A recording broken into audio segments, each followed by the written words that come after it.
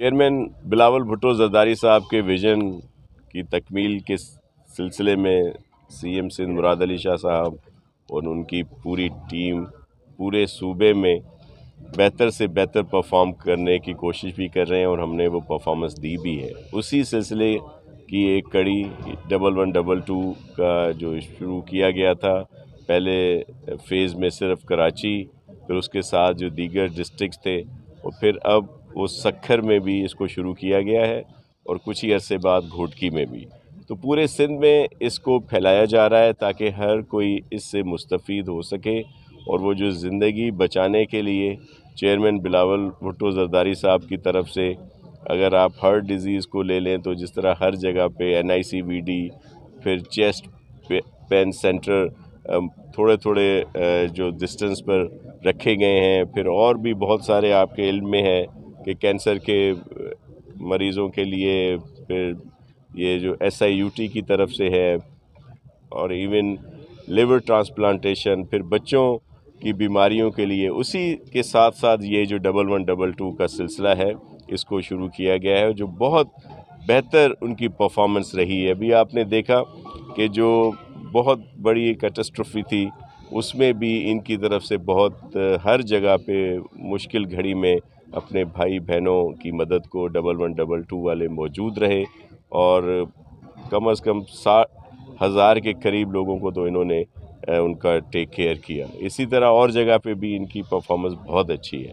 तो मैं बहुत शुक्रगुज़ार हूँ चेयरमैन साहब का, सीएम साहब का, दी अज़रा पेचू साहिबा का, और फिर इनकी टीम का जो यहाँ पे ये काम कर रहे हैं कि उन्होंने सक्खर में भी अब इसको शुरू किया और फिर इसका दायरा कार और भी मज़ीद बढ़ाया जा रहा है।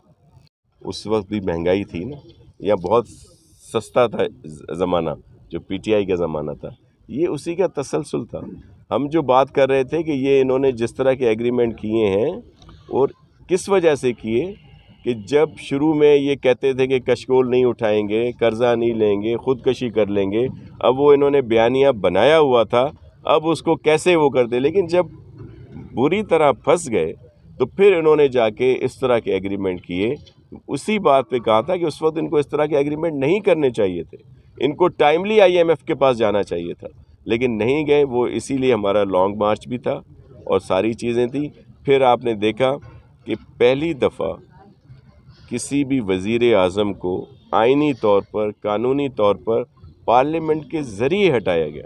उससे पहले तो 58(2) भी होती थी, मार्शला लगाई जाती थी, या कोर्ट के अहकामात पे 2 प्राइम मिनिस्टर हटें। ये तो आइनी तौर पर हटें, और फिर ये सिर्फ इल्ज़ाम लगाते रहें। हालात सही नहीं है, महंगाई है, हम अपने जो पाकिस्तानी हैं उनसे इस बात पे शर्मिंदगी भी है हमें कि इतनी ज़्यादा, लेकिन ये इसमें हमें ये चीज़ें नागुज़ीर हैं। अगर एक तरफ मुल्क को बचाना है, एक तरफ अपनी सियासत को बचाना है। अगर हम इस तरह के अनपॉपुलर फैसले कर रहे हैं तो मुल्क की बेहतरी के लिए, तो हमें ये नहीं अंदाज़ा कि इलेक्शन में लोगों के पास जब जाएंगे और इस महंगाई में लोग हमसे क्या उनका रिटर्न होगा। आपने देखा जब PTI की हुकूमत थी तो जितने बाई इलेक्शन हुए वो 80% से ज़्यादा उन्होंने हारे हैं। जो उनकी अपनी सीटें थी वो भी उन्होंने लूज़ की। ज़ाहिर है उस वक्त हालात इस तरह के ख़राब थे, लेकिन अब हमें एक तो वो विरसे में बात मिली, दूसरा मुल्क की बेहतरी के लिए इस तरह के मुश्किल फ़ैसले जो हैं वो करने पड़ रहे हैं। लेकिन मैं बहुत पुरुमीद हूँ कि जो ये सीनियर लीडरशिप है ये इस मझधार से, इस मुश्किल हालात से मुल्क को ज़रूर निकालेंगे और पाकिस्तानी को कराची का मेयर इंशाल्लाह पाकिस्तान पीपल्स पार्टी का होगा। देखें वहाँ पे हमें अददी लिहाज से बरतरी हासिल है, और फिर मुझे बड़ा अजीब महसूस होता है जब कहा जाता है कि जी कराची में पीपल्स पार्टी ऐसे कैसे जीत गई। पीपल्स पार्टी के कराची में 5 इस वक्त भी MNA हैं और बहुत से MP हैं, और फिर ये जो हुकूमत का दौर रहा है तो चेयरमैन बिलावल भुट्टो जरदारी साहब के विज़न के मुताबिक बहुत ज़्यादा तरक्की हुई है वहाँ पे। इमरान खान इल्ज़ाम खान हैं, और आपने देखा कि वो सिर्फ इल्ज़ामात की सियासत करते हैं।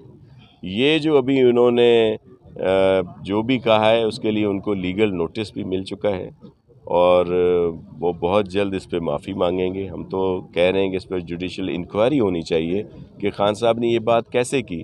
اور پھر دہشت گردوں سے پیپلز پارٹی کو جوڑنا، پیپلز پارٹی جو خود دہشت گردی کا نشانہ رہی ہے، ہم ہمیشہ وکٹم رہے ہیں.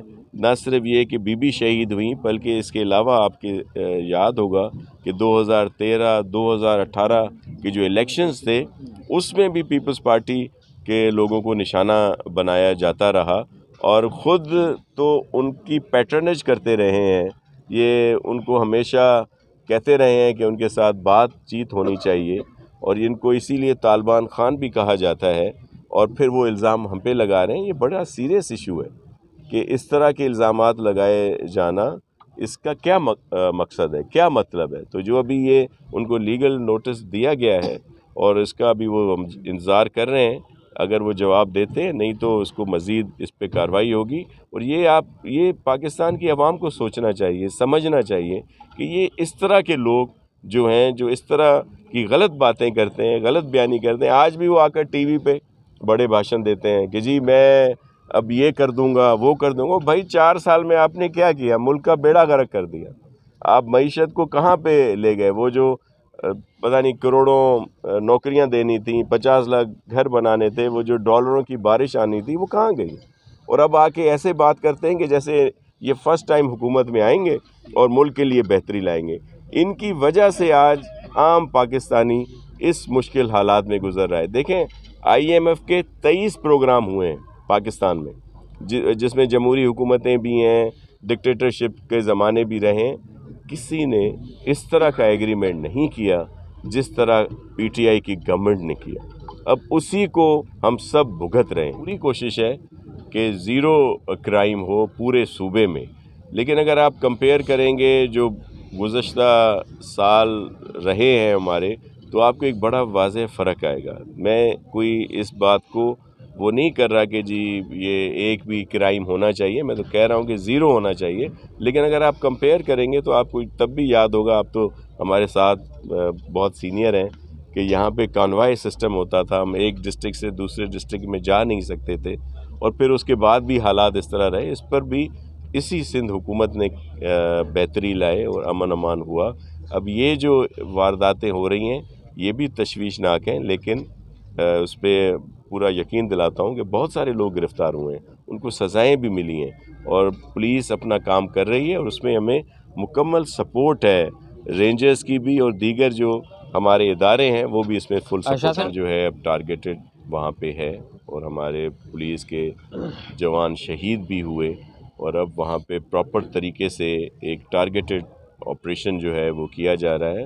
اور سندھ گورنمنٹ نے اس سلسلے میں رینجرز سے اور اپنے ہماری جو فوج ہے اس سے بھی مدد مانگی ہے، کیونکہ وہ جو ٹرائکا ہے جس کے لیے آپ بات کر رہے ہیں، جہاں سے پنجاب، بلوچستان اور سندھ کا ایک حصہ ہے کچے کا ایریا، وہاں پہ یہ ایشوز ہیں. اور پھر آپ نے یہ بھی دیکھا ہے، آپ کی میڈیا پہ بھی ہے، سوشل میڈیا پہ بھی ہے، کہ وہاں پہ جو یہ جرائم پیشہ اور ملک دشمن لوگ ہیں، ان کے پاس بہت ہیوی ویپنز ہیں. اور ایک وہ ہیوی ویپنز وہاں تک پہنچے کیسے، یہ بھی ایک بڑا اس پر بھی کویسچن ہے. تو اس پہ کوشش کی جا رہی ہے، اور CM صاحب نے ہر ماہ 2-3 دفعہ یہ میٹنگ رکھتے ہیں لا اینڈ آرڈر کی، تاکہ اس میں مزید بہتری آ سکے.